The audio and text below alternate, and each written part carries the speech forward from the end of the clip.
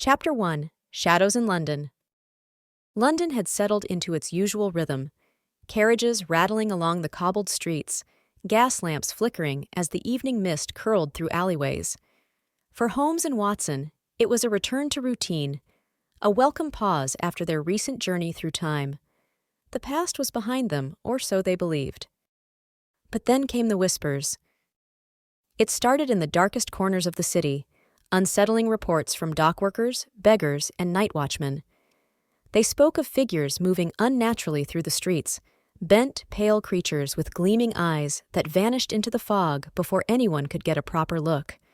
At first, the rumors seemed like drunken ramblings, nonsense spun from fear and exhaustion. Yet as the days passed, the stories grew more consistent. The first real clue arrived when Holmes intercepted a report from Scotland Yard.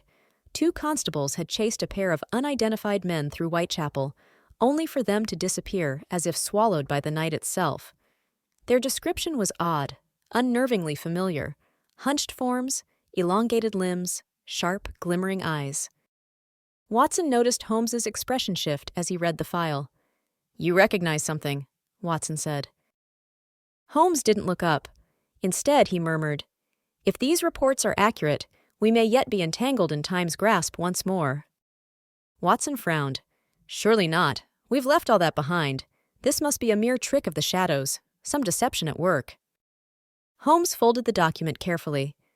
"I wish that were true, Watson, but something tells me our past has come back to haunt us." Outside, the gas lamps flickered, the mist rolled in, and somewhere, deep within the alleys of London, the Morlocks watched. Chapter 2: The Informant's Warning. The fog clung to Baker Street as Holmes sifted through the morning's correspondence, eyes scanning each envelope with practiced precision. Most were ordinary: a request from a wealthy patron, a complaint from an irate inspector, an invitation to some dull society gathering. But one stood apart. A small, folded note, creased as though handled with shaking fingers. No return address, no seal. Just a single phrase scrawled across its surface. "They have arrived." Holmes opened it carefully, revealing hurried handwriting, ink smudged in places where the writer's hand had trembled. 2 men, if one could call them men, have emerged in London, claiming knowledge beyond reason. Their speech is fragmented, but the name Wells has escaped their lips more than once. Holmes exhaled slowly, his fingers tightening around the paper. Watson, seated nearby with his morning tea, looked up. "Something troubling?" Holmes didn't answer immediately. His gaze lingered on the words, his mind already racing through probabilities, deductions, possibilities. Finally, he set the note aside.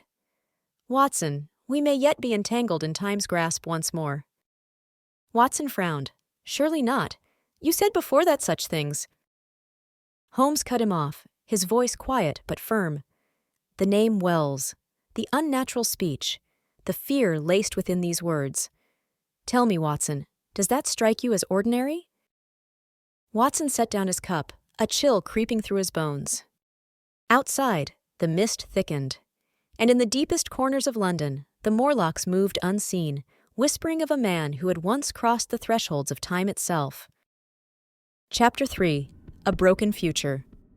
The pulse of the time machine hummed beneath Wells' fingers as he reached for the familiar levers, preparing to step into the known, into the timeline he understood.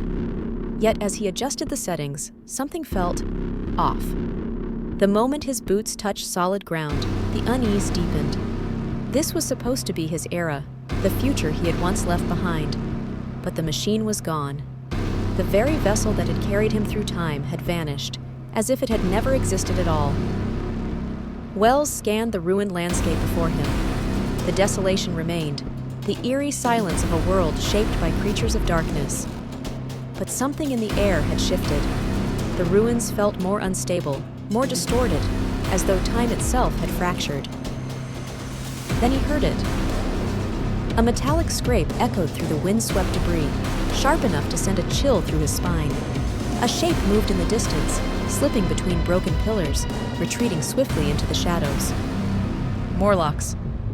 They had taken the time machine, but to where? Wells stepped forward, his heart pounding. If the Morlocks had not continued forward into their own future, if they had instead gone back, then the implications were catastrophic.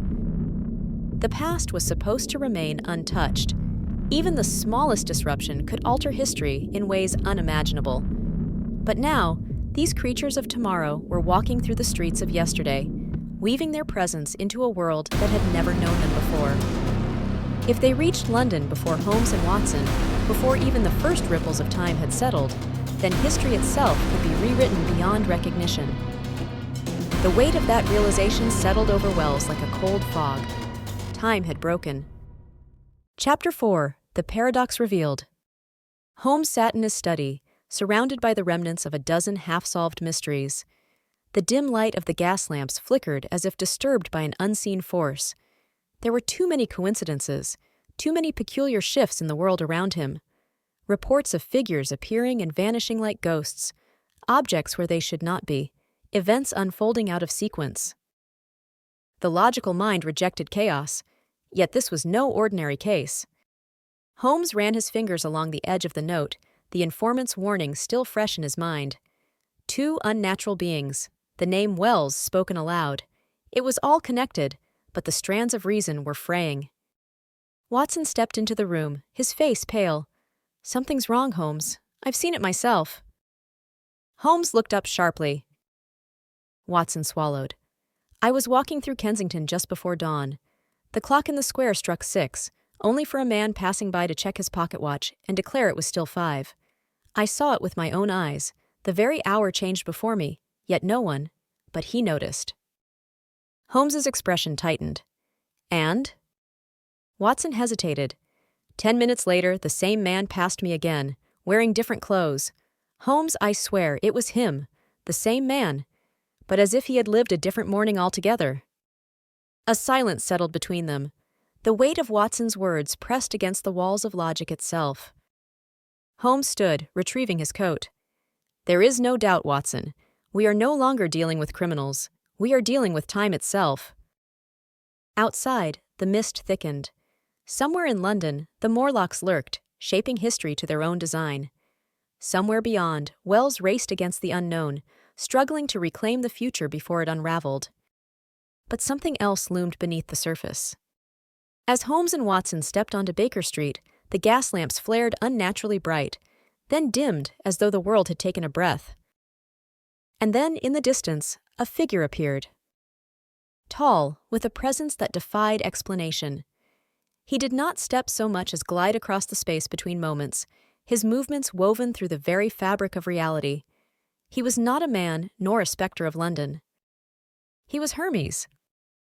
And with his arrival, the paradox was about to spiral into something far beyond deduction or reason.